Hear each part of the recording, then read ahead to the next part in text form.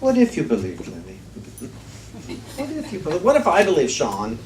Shawn, what if you believed all the time, at every moment, Christ in me? I like the word Christ. Some people in Unity that come in because they had problems with their religion in their childhood, but it's like, get over it. Come up these steps and get over your past religious problems if you still have any. Somebody left the church once because they talked too much about Jesus, and never once have I suggested we worship Jesus here. Never once. But Jesus is a great teacher. Man, Jesus is a good teacher. And Unity never, we in our bylaws, we say that we uphold the Jesus Christ teachings. But nowhere does it say we worship Jesus the man. And Jesus said, don't worship me. Jesus was very clear about that. Jesus said, you will do all that I do and greater. Jesus kept pointing to God. And unfortunately, somewhere in Christianity, we started pointing to Jesus.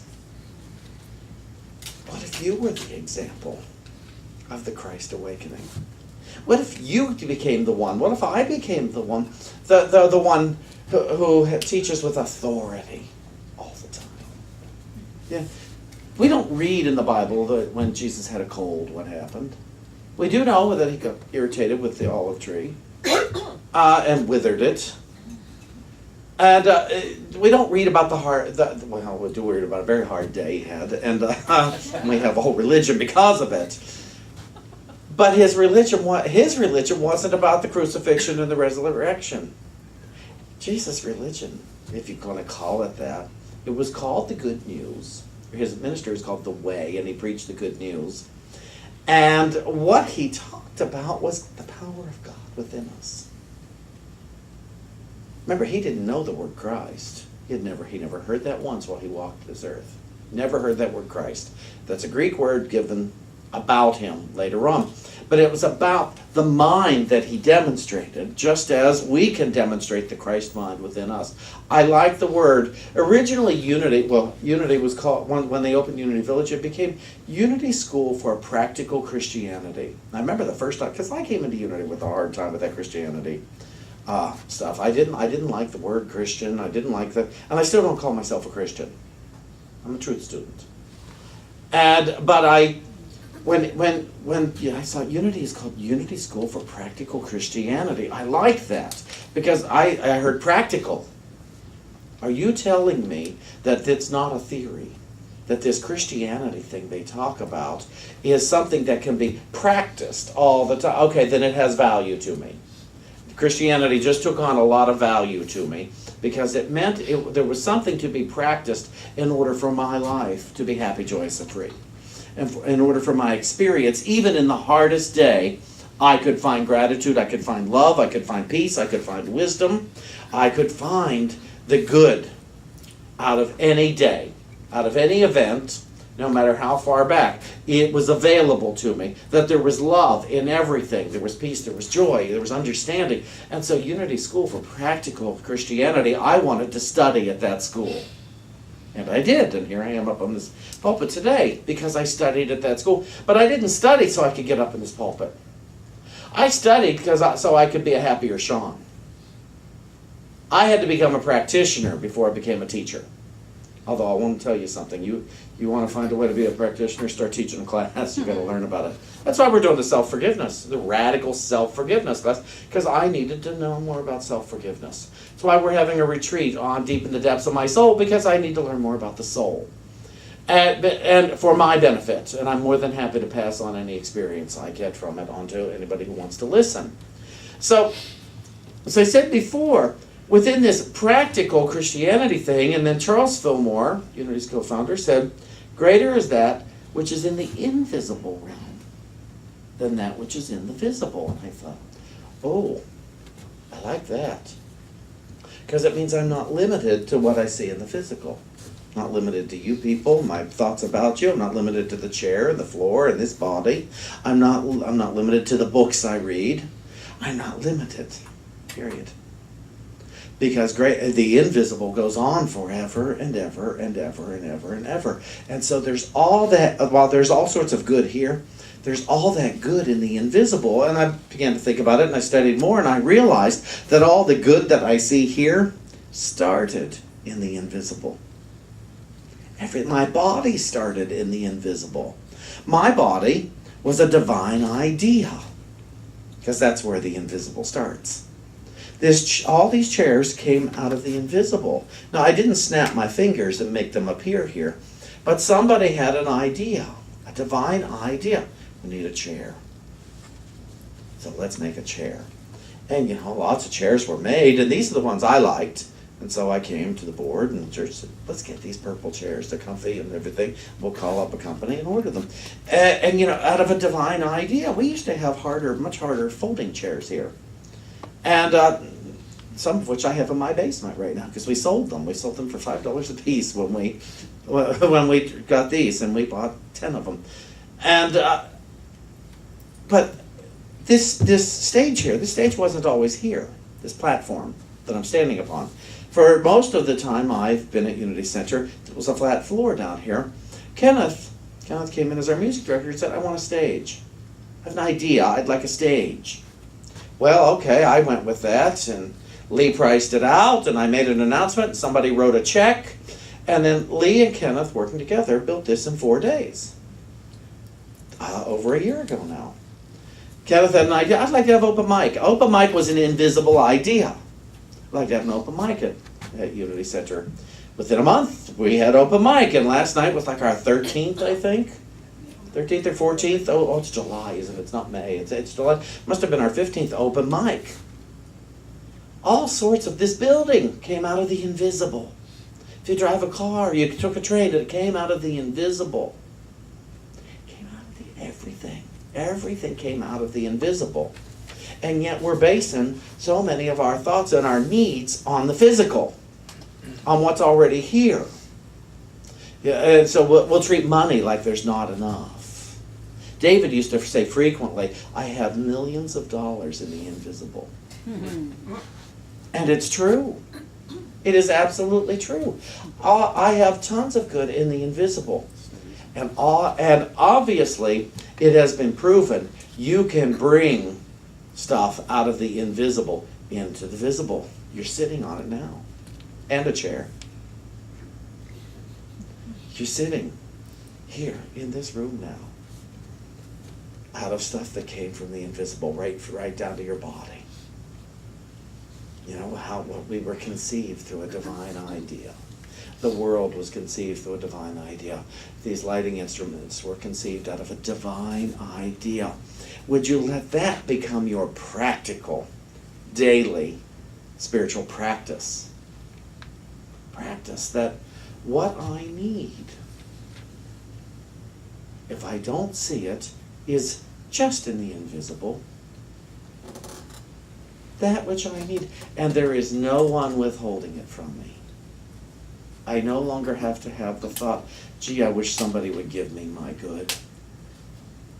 Gee, somebody has my good and I sure wish they would give it to me. Geez. That's my word. Geez. I wish I could get that good. That good.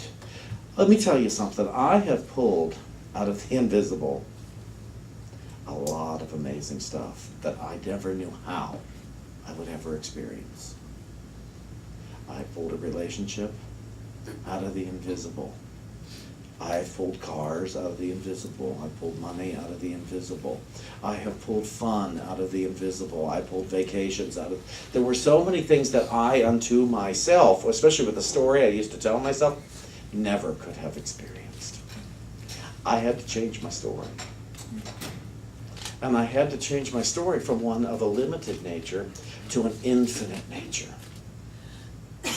And I wasn't making lemons out of lemonade. I had to take the very thing I had and turn it good, as we were talking about Sandra, is that her name? Cindy. Sorry, Cindy, you're going to miss your story here. But as she was saying there, we were talking there earlier about her past, changing the past. We can turn our past into gold. We are all of us alchemists. I turned a childhood of surrounded by abuse and alcoholism and confusion, and so many people forgetting they are good, and thoughts of money that money was as remote as could be, but it's your best friend and there's not enough of it. So what a lousy best friend. And I grew up with that. So there was some love there, but the overall thing was, and then what I did to myself as I got older, I repeated my adults' practice on me. And then one day, I had a thought of God. I had a wonderful thought of God. That God was my source and my supply. And that God loved me because God could not love me. And all that miserable past turned into amazing things. Forgiveness took place in my family. Joy began to take place. We embraced each other. And it happened because I had a thought of God. And I started going home and hugging these people. And they're, what? I don't understand. We don't hug. I said, well, I want to hug. I want to hug. My oldest brother, one Christmas, said, let's get this out of the way. And then at the end of that trip, I was kind of over my brother. We'd been out to dinner, and we finished dinner. I said, see you next time. And I got in my car, no hug. His arms have been out to me ever since. He missed it. He saw the difference. You know, the things we take for granted. But then we see the difference because we have a divine idea. Myrtle Fillmore, Unity's co-founder, says, I trust and rely upon the great invisible giver. So these changes were not accomplished all at once. They're talking about the changes. I mean, she had been given a life sentence as far as her health goes. And she shifted that. They shifted their finances. They shifted everything. She says, but these changes were not accomplished all at once. There's been a gradual giving way of the old established ideas. Do you know what we mean by the established ideas? The ideas that, well, my family did this, so I have to. Well, there's an economy. I have to live within the economy. Well, the gas prices are this. Well, those are old established ideas. But a gradual giving way of old established ideas in order for a new thought. So, there's been a gradual giving way of the old established ideas as we have steadfastly made room for the higher order of living. They began to shift their lives to make way for a higher thought, a new thought, a different thought. Through it all, we held unwaveringly to the principles. Spiritual principles are that which do not change. To the principles that we caught sight of in that first lesson, and we have proved beyond a doubt that God is a help in every time of need. Not just sometimes, every time of need. Just so far as we trust and rely upon the great invisible giver, just so far and so surely shall we receive from the only source of supply. Whatever may seem the lack or need in the home, the supply is at hand. So we're clear that there is a supply to meet every need, not just some needs, every need. God's universe is overflowing with unfailing substance. Fill your heart and soul with it, and you will never know poverty anymore. The great answerer makes no mistake. We get just what we ask for. Now, some of us may not know we had asked for some of the things we have. I didn't know I was asking. If you want to look at what you've been asking for, look at your life. Look at everything around you. I didn't ask for that. You had to have. In one form or another, you had to have. And you weren't punished. God's not, I'll show you what you asked for. It is love that showed up and has given each of us exactly what we have asked for. If you want to know what you have asked for, look at what story you're telling yourself about what you have.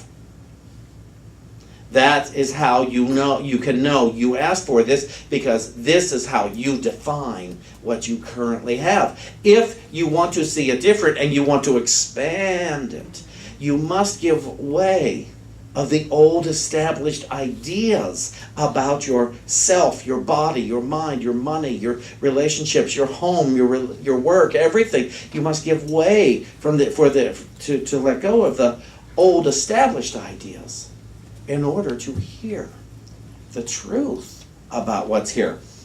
So a little bit more to read, but I need two hands. Big readings. First of all, Charles Fillmore defines invisible in the revealing word, the invisible. Listen to this, I like it short. Reality that cannot be seen, touched, or comprehended by any of the outer senses. In this realm, a great and mighty work is being accomplished by the invisible. My senses can't sense it. But in this way, the invisible is a great and mighty work that is being accomplished in our lives for us. And it's not always for us to get a new car, but it's always for us to awaken. Awaken to love. Awaken to joy. Awaken to the reality of what we are. You see, in our connection with oneness, that's how we begin to manifest consciously and assuredly.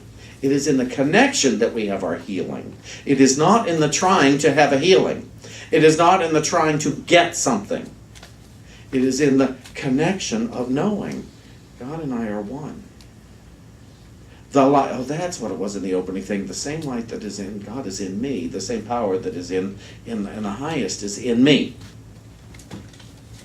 So, I looked in my Bible. First I looked in the traditional Bible, and John 14:26 says, but the Comforter,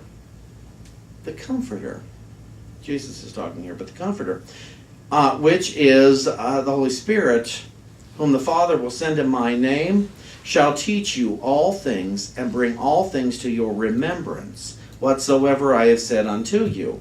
And that Comforter, that's what I know as Holy Spirit. It is the voice for God. It is that highest voice within me that tells me the truth all of the time. It is not a person, and it's not a personality. But God is not a personality that speaks to us.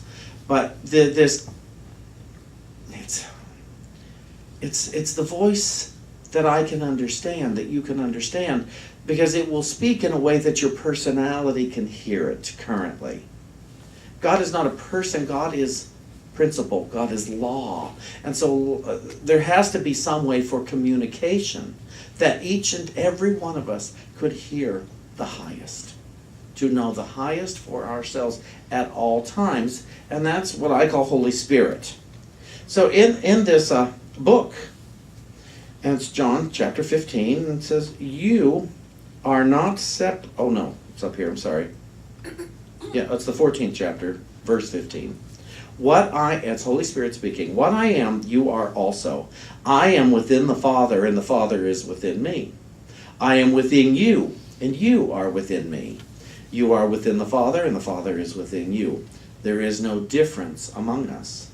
We are complete and the same. Reality is within us, and we are reality. Within you, there is a voice that speaks of truth.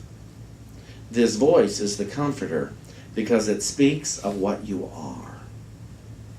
You are comforted by this voice because you recognize the truth that it speaks, and you desire to know that truth again. This is the call of the heart, to know itself within its reality, and to let go of what it is not, that it may know only that which it is. Our whole desire is to know what we are. That's what we really desire, is to know what it is I am. Because from that will come our assurance. From that will come prayers of knowing. And this is very short. It comes from the book of James. And James chapter 4 says, you always receive as you have asked, but you may not be aware that you are receiving, because you do not know what you have asked for. You do not ask from God through the expression of your words or thoughts. You ask from the process of creation through desire, which you give your energy to. begin to desire a satisfaction of spirit rather than a satisfaction of the body. Begin to desire a true satisfaction of life within you rather than a satisfaction of the senses. That is forgiveness. That is correct perception. That leads to the awareness of oneness and the assurance that you are good all of the time. So, this moment, I'd like us to remember for just a moment, I am good all of the time. Would you say that with me?